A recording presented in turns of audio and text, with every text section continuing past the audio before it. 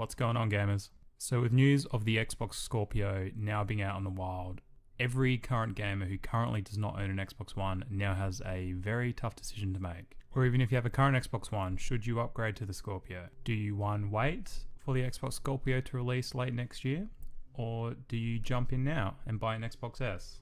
Now the answer to that question depends on you and what your current needs as a gamer are. So let's go into a bit of detail about the console, the Project Scorpio itself. Now what we've been told so far about the Xbox Scorpio itself is it is 4.5 times more powerful than the current Xbox One. It is native 4K gaming, is built for a smooth VR experience, and is fully backwards compatible with the Xbox One games and past titles. But what is the Xbox Scorpio? The Xbox Scorpio, from what Microsoft have told us, and in my opinion, is their attempt at blending, or should I say blurring the lines between console generations and having a smoother transition from one to the other.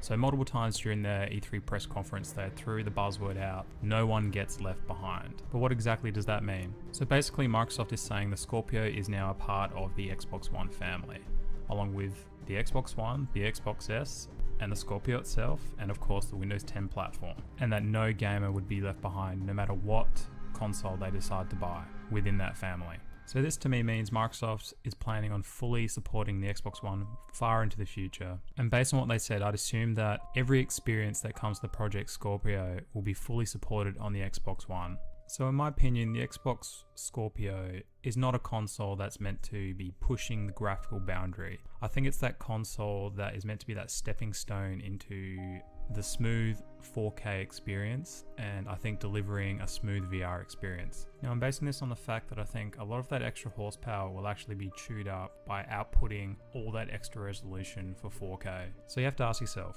is that something you're interested in? Or are you perfectly happy just playing on your Xbox One or picking up the Xbox One S and being fully content with your 1080p experience? Although, if you are a gamer who is interested in 4K and especially VR, then you're going to have to wait and plonk down some cash on the Project Scorpio. And although Microsoft didn't mention it at the E3 press conference, mark my words, the current Xbox One will not run VR smoothly at all. It will run like a piece of shit. And if they don't offer the VR experience on the original Xbox, then I guess in a way Microsoft will be leaving some of you behind. So again, if VR is important to you, then I stress wait for the Scorpio. Don't let Microsoft double dip into your pocket and pick up an Xbox S and then realize down the track that it's not going to run VR and have to pick up a Scorpio or invest in a high-end desktop.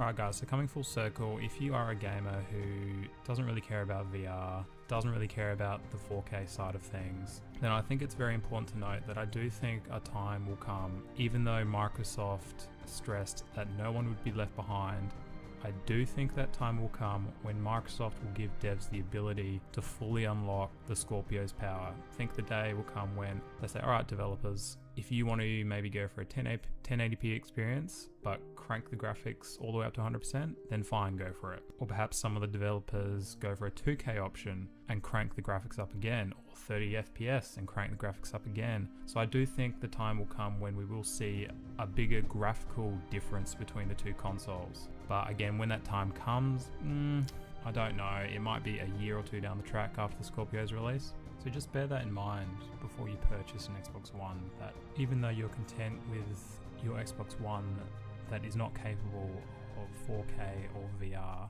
a time will still come when Microsoft decides to break up the family and stop supporting the Xbox One in the same capacity that it will be for the first couple of years. That's just my opinion, and I'm basing that on past companies such as Microsoft, Nintendo and Sony always saying they're going to support the previous generation's console well into the future. And I know the Scorpio isn't a traditional jump into the next generation, it's more of a stepping stone or a blending of generations, or really that leap into 4K within the same generation. However, I do feel that as more people jump onto the Scorpio after 1 or 2 years and people start to transition over, I can definitely see Microsoft lifting the restrictions on what the Scorpio can and can't do and leaving it up to developers. So it's decision time, guys. Do you upgrade or do you stay put? Now, I think the answer to that is fairly simple.